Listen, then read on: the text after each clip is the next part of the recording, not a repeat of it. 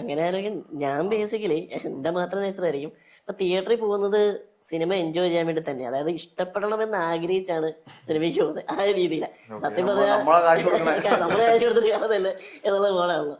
വണ്ടി ഓടിച്ച് പോകുന്നു, ടിക്കറ്റിന് പൈസ കൊടുക്കുന്നു, കഷ്ടപ്പെട്ട് എത്തി കാണുമ്പോൾ ഇഷ്ടപ്പെടണം എന്തെങ്കിലും ഉണ്ട്. അപ്പം സംഭവം എന്ന് വെച്ചാൽ ഞാൻ തിയേറ്ററിൽ കണ്ട ഒരു 90% സിനിമകൾ എനിക്ക് ഇഷ്ടപ്പെടും. അതങ്ങനെയാണ് ഇത് സെറ്റപ്പ് എന്നുള്ള രീതിയിൽ എടുക്കുന്നത്. പിന്നെ വേറൊരു കേസ് എങ്ങനെയാ വെച്ചാൽ, ഇപ്പൊ നമ്മള് ബ്ലൈൻഡ് ആയിട്ടല്ലല്ലോ സിനിമയ്ക്ക് പോകുന്നത്. അപ്പൊ ഒരു പോസ്റ്റർ കാണുമ്പോൾ നമുക്കൊരു വിചാരം ഉണ്ടാവും, നമുക്ക് ചിലപ്പോൾ ഇത് ഇഷ്ടപ്പെടുവായിരിക്കും, അല്ലെങ്കിൽ ഇത് ഇന്ന ജോണറാണ് എന്നൊക്കെ മനസ്സിലാവുന്നു. ട്രെയിലർ കാണുന്നു, ചിലപ്പോൾ റിവ്യൂസ് കാണുന്നു. മിക്കതും റിവ്യൂ കാണാൻ ശ്രമിക്കും, എന്നാൽ പോലും ചിലപ്പോൾ കണ്ടുപോകും. അപ്പൊ നമുക്ക് വർക്കാകുമെന്ന് തോന്നുന്ന സിനിമകളെ കാണുന്നത്. പിന്നെ ആ ജോണർ അറിഞ്ഞിട്ടുമാണ് കാണുന്നത്.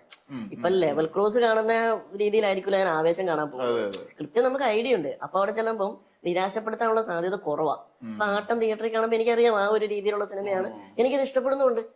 പക്ഷെ അവിടെ ഞാൻ ആവേശം പ്രതീക്ഷിച്ച് അത് വർക്കാവില്ല.